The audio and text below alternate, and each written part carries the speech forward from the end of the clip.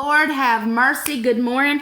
How you guys are doing? It is Tuesday and I'm fired up. I just got a phone call from my mom, and I know my mom was going to watch this later. She gave me the what for. Apparently I had, last year, I was playing WoW for probably about 2 months. You know, it kept my attention for a whole fucking 2 months. Surprise, surprise, surprise. And then I had deactivated the account. Well, it had never fucking deactivated. So they've been charging her credit card all this, like, you know, until now. And then she went and looked at it. She's like, ah! So I get called on the phone. I'm like, oh, this pretend my phone. I'm like, my mom's calling me on the phone. She never uses it. She always FaceTimes, whatever. And I'm like, and I just cracked open my eyes. I just let the dogs out. I had just sat down and, oh, hi, Mama. Do you have a blizzard? And I'm like, hold on, what? Who's died? You know, that's, my mama doesn't call me. I don't talk on the phone. With the phone, I like video. I'm no talky phone. I don't like it because you can't see me. I can't see you. I like to see you. So if you want to talk to me, don't call me on the phone. Don't text me. I don't like it. You guys should know that by now. Anyway, so I'm like sitting here and I'm like, okay, and she's all like, just like eating my face, and I'm like, okay, hold on, wait, hold on.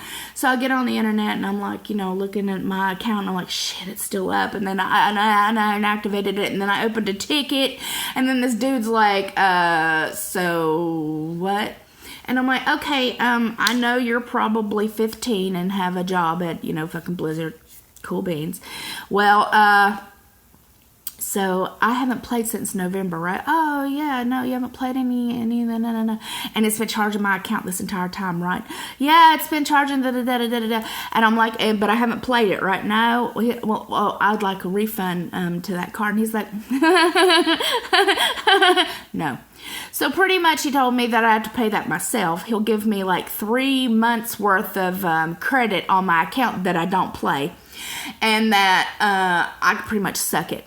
And I was like, but I haven't, no. And you know how, like, I don't know if many of you play WoW, but they will actually send you a thank you for your subscription each month type thing. Well, they haven't sent me one since fucking November of last year. So my mom's like absolutely livid. They've been charging me for 1.5 years on my credit card. And I'm like, no. Hey, wait. Calm your tits. Relax, Mama. You know, I'm all trying, like, to not get, you know, insane myself, because, like, you know, when you were littler, I don't know how many of you, I don't know how old you people are. I'm assuming no kids watch my shit. So I'm not talking about yesterday. I'm talking about, like, little, like 20 some odd years ago. Remember when you were, like, upstairs in your bedroom and your mama used that voice? And she screamed your name, and you knew damn well whatever you did, you're about to get your ass beat. Disclaimer, I'm 38 years old. I don't see nothing wrong with the way I was brought up, so don't be like, oh, Nirvana, you're not supposed to beat your kid. Am I at your house beating your kids? No. Am I asking you to beat your kids? No. Don't worry about it.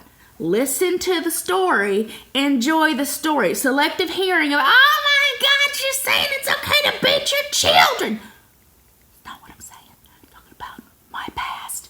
How my past affects me. Okay? Relax. You're doing this. I need you to do this. See, your asshole's doing this.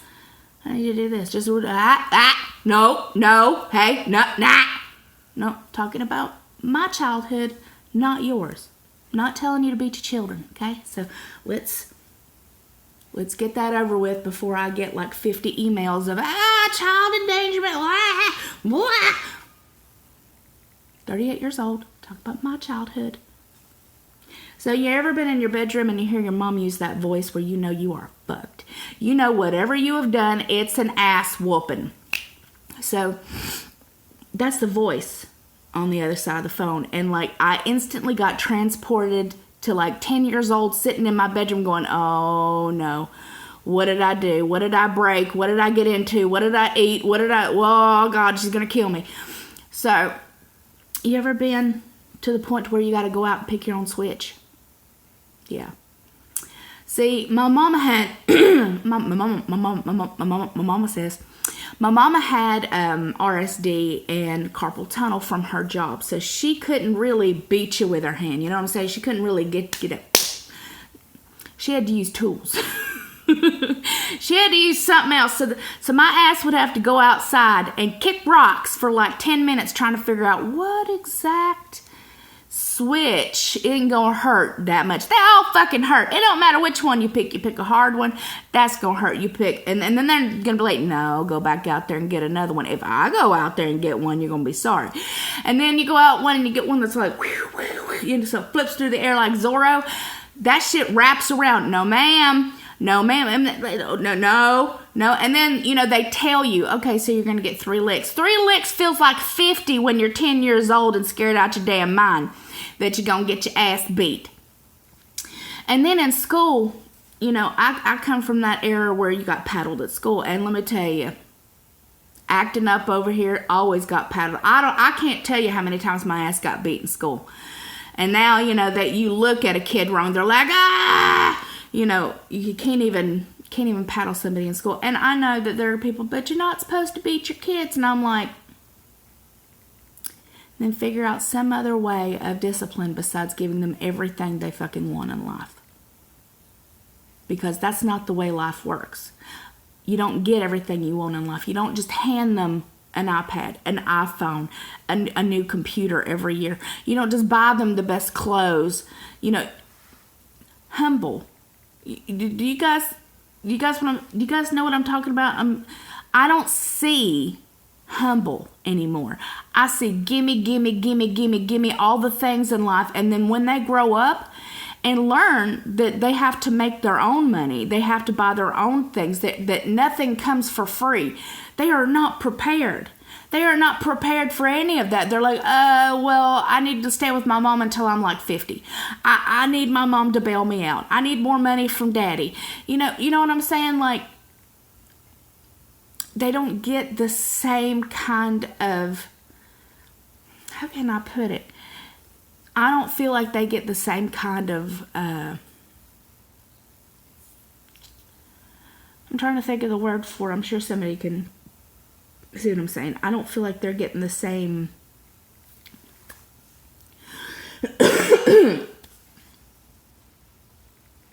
kind of understanding what the way the world works the way we did. I came from a very poor family. So being poor while I'm growing up doesn't affect me like it would somebody who probably had a lot of money when they were growing up and then became poor. So I learned to appreciate things a lot more. So this laptop or this tripod or even the phone that I have, I take pristine, excellent care of my things because I know that these beautiful gifts that I have, if I don't take care of them, I can't afford to replace them. So, you know, it's stuff like that, and people ask me, where do you get your clothes, Nirvana? Where do you get your shoes and stuff like that? If it's not gifted by my mamas, either one of them, you know, at least buys me stuff too, or it's not thrift store, I don't own it. And even when it is thrift store, I'm super appreciative. I love it. I'm excited. I'm happy. I'm like, oh my God, I know it's not new, but it's new to me. So I take care of my things because I know for a damn fact, I can't afford to go out and buy brand new clothes every couple of months. When I buy clothing, let's say I do go to Walmart and I get clothes and stuff like that, I won't pay more than $5 or $6. I'm just that kind of person because I don't have a ton of money to do it with. So I make sure that my first priority is bills, and then after bills, it's getting us food that's going to be good for us. And then, all the other little things are kind of off in the distance. Not a big deal. Not that interesting. So when I say, I feel like kids are ill prepared for the way the world actually works, instant gratification, I feel like, if I was to ever have children, I would want them to understand that there should be a lot of humility, that the world can be a terrible, awful place, and you have to learn that you are the person who makes it an amazing life or a really shitty life. It's all up to you. A lot of people will be like, oh, but my background, my past, everything that happened in my past caused me to be this way. Because a lot of times they're like, oh, well, I was molested as a child, so it made me want to be a molester. I'm like, lots of us, lots and lots of people were molested as children and don't go out and molest children. Lots of people who had drugs around the house and their parents smoked tons of drugs and did a lot of weed and whatever don't grow up to be drug dealers. You see what I'm saying? Like there are issues that I feel like, you cannot blame your past for, and that's what I'm going to talk about. I know I started by being funny about the being, yelled at and being beaten as a kid. My mom beat me so much. No, she didn't. Yes, she did. No, I'm just joking. No, I'm not. But I definitely deserved I definitely deserved it. And, but talking about that instant gratification thing again, because weight loss surgery, people want that instant gratification. And I know I have some people who come on here and be like, oh, I never expected instant gratification. Yes, you did. Yes, you did. You wanted to get weight loss surgery because you knew the weight would come off fast, but that you didn't understand that you were going to have to work for it afterwards. And that's the way this shit works. It works as, okay, well, here's your tool. It's going to work. It will work for you. But I get so many people on Instagram and YouTube and Facebook who are all like, oh, I'm in a stall. I'm only like a couple months out. I don't understand. Well, I'm not losing, 50 pounds. And then, you get the people, they're talking to you and they're like, oh, yeah, I totally understand. But when it actually happens, your mind isn't in that place. It's very hard to put yourself in that, well, I should be losing this, and this, and this, and this, and this, and this every month. Instant gratification. We want it fast. We want it now. We don't want to wait for it. Well, unfortunately, it didn't take you, a couple of weeks or a couple of months to put on the weight. It's going to take quite a while to get it all off. And a lot of people don't. They don't get it all off. Doctor now says 5%. Listen to me. Listen. Linda, listen. Listen, Linda. Honey, listen. Dr. Now, which I find is an amazing surgeon, he says 5% of weight loss surgery patients will keep off their weight and don't gain. 5% That's a very small amount. It is, because this shit is hard work, girl. In a world where everything is processed to shit and back, in a world of, everybody wanting it faster, harder, better, in a world where it's as easy to call on the phone and get Domino's than it is for you to get off your ass and go make it yourself. It's hard to keep it off. It is very hard to keep it off. It is very, very, very hard to keep it off. You may be able to, in the very beginning, because you can eat so little, so very little. And then once your body relaxes and you start adding the food back, you're going to see very quickly that your body's going to do exactly what it did before. It is a constant work for the rest of your life. Weight loss surgery does not fix you. You got to fix you. And I've talked about that 150,000 times. And if you get tired of hearing me saying the same things over and over again, don't watch me. Because new people come to my channel all the time. New people come and they're not going to go back, 500 videos and see what I had to say the first time. They're going to watch this one. They're going to watch my last, maybe 20 videos. So if you've already heard this from me, okay, click me off. No big deal. Not hurting my feelings. Instant gratification. And then I see a lot of people now who just don't take their vitamins, my mother included, who do not take their vitamins, and they're like, oh, I'll just get, a transfusion. Oh, yeah, it's just easier for me to get a transfusion. Why the hell would you want to go get a transfusion? Why would you want to spend 3, 4, 5 hours getting a transfusion because you don't feel like taking iron? I don't feel like taking iron either, but I don't want to sit there with a damn needle in my arm meats every couple of months because I feel like shit.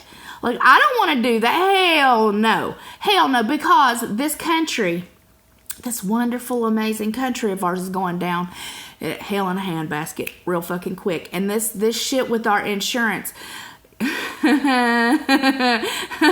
thank you. No thank you. I would want to make sure that whatever I'm getting done now happens now, and that I don't have to worry about it. My husband's calling in. That I wouldn't have to worry about it later on if I can't afford to get that.